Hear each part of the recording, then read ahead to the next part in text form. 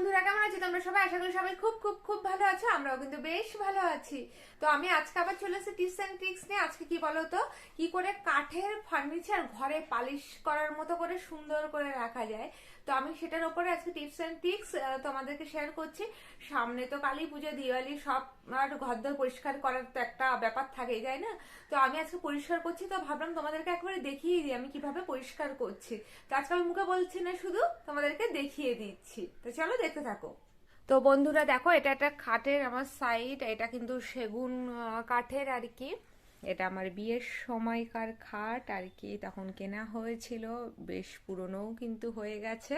তো দেখতে পাচ্ছ এই খাটটা আমি কি করে পরিষ্কার করব তোমাদেরকে দেখাচ্ছি।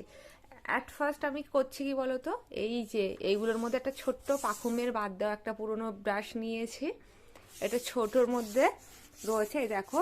এইগুলোকে আমি ভালো করে ক্লিন করছি। আমি খুব শর্ট প্রসেসে দেখাচ্ছি যাতে ভিডিওটা বেশি লং না হয়, তোমাদের যাতে কোনো রকম অসুবিধা না হয়। আর ভেরি রিসেন্ট আমাদের ঘরে একটু টুকটাক কাজ হয়েছে বলে না, এই ধুলোগুলো আরও জমেছে। তো আমি পরিষ্কার জিনিস তোমাদেরকে পরিষ্কার করে দেখাতে চাইনি, ওর জন্য আমি ওয়েট করেছি। তোমাদেরকে যখন শেয়ার করব, আমি এটা পরিষ্কার করব পুজোর আগে, তো তখন কিন্তু তোমাদেরকে শেয়ার করব। তা দেখতে পাচ্ছ এইগুলোতে কি পরিমাণে ধুলো জমেছে, এগুলোকে কিন্তু ভর্তি ধুলো জমেছে। তো আমি আগে এইটা এরকম করে ব্রাশ করে পরিষ্কার করে নিয়েছি। ব্রাশ করে পরিষ্কার করে এই যে আমি একটা ছোট্ট একটা কটনের রুমাল নিয়েছি, নিয়ে আগে এটাকে ভালো করে আমি মুছে নিচ্ছি। দেখতেই পাচ্ছ ভালো করে মুছে নিচ্ছি। ঝটপট করে আমি হাত চালাচ্ছি যাতে খুব তাড়াতাড়ি তোমাদেরকে আমি ভিডিওটা শেয়ার করতে পারি, আর তোমাদের যাতে বেশিটা টাইম ওয়েস্ট না হয় একটা ভিডিওর পেছনে, কারণ বেশি লং হয়ে গেলে তোমরা বোর হবে। তো যার জন্যে আমি দেখতে পাচ্ছি এই যে ছোট ছোট ডিজাইন, এইগুলোর মধ্যেও কিন্তু আমি ব্রাশ বুলিয়ে নিয়েছি।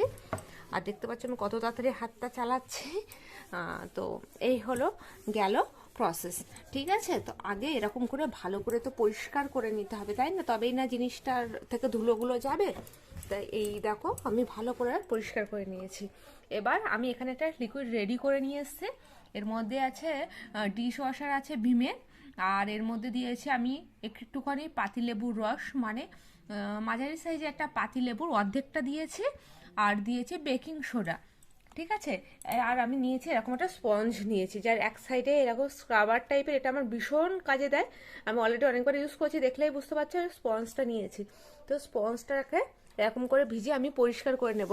একটা জিনিস মাথায় রাখতে হবে, এটা ভীষণ ফাস্ট করতে হবে, কারণ কাঠের জন্য জল তো ভালো জিনিস নয়। তো যার জন্যে আমি এটা তাড়াতাড়ি করে আগে পরিষ্কারটা করে নিই, ঠিক আছে? দেখতে পাচ্ছ কতটা নোংরা জমেছিল এর মধ্যে। এই দেখো স্পঞ্জটা দেখলে তো বুঝতেই পারছো। আমি এটাকে না খুব ট্রাই করে মুছছি, তোমরা মনে হয় দেখলে বুঝতে পারবে। এটাকে আমি আবার মুছে নেব, নিয়ে আর কি তারপরে দেখো স্টেপটা আমি কি করি। তো আমি না এটা আগে ভালো করে ক্লিন করে নিয়ে কথা বলছি তোমাদের সাথে। এই দেখো আমি পুরোটাই কিন্তু এরকম করে পরিষ্কার করে ফেলেছি। এবার আমি আরেকটা কটনের কাপড় নিয়ে দেখো ঝটপট আমি এটা কিন্তু কিন্তু মুছে ফেলছি, যাতে জলটা সোপ না করে। তো আমি তাড়াতাড়ি করে আগে মুছে নিই, তারপরে স্টেপে আমি এটা কি করে বেশ সুন্দর পালিশের মতো চকচকে করা যায় সেই স্টেপটা কিন্তু তোমাদের সাথে শেয়ার করছি, ঠিক আছে? তো ভিডিওটা কিন্তু লাস্ট পর্যন্ত দেখবে, তবেই বুঝতে পারবে, না হলে বুঝতে পারবে না। তো দেখতে পাচ্ছ বন্ধুরা আমি এটা কত শুকনো করে পরিষ্কার করেছি। দেখো এটা পরিষ্কার করতে করতে শুকিয়ে গেছে, আর এটার অবস্থা দেখো কতটা নোংরা হয়ে গেছে। বুঝতেই পারছো এটা কতটা নোংরা, তার মানে হয়েছিল এটা ধুলো জমেছিল।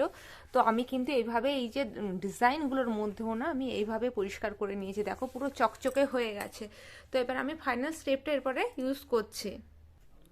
এই দেখো বন্ধুরা আমি এবার এর মধ্যে নিয়ে নিয়েছি নারকেল তেল। বুঝতে পারছো কিনা জানি না, আমি এই পরিমাণ নারকেল তেল নিয়ে নিয়েছি। এটা একটা পুরনো বাটি, এইসব কাজে ইউজ হয় বলে বাটিটা এরকম অবস্থা। তো আর এরকম ছোট একটা স্পঞ্জ আমি নিয়ে নিয়েছি। এই ধরনের স্পঞ্জগুলো না আমি ফেলি না, এগুলো অনেক কাজে লাগে গিফটের সাথে যখন আসে আর কি, নতুন জিনিসের সাথে।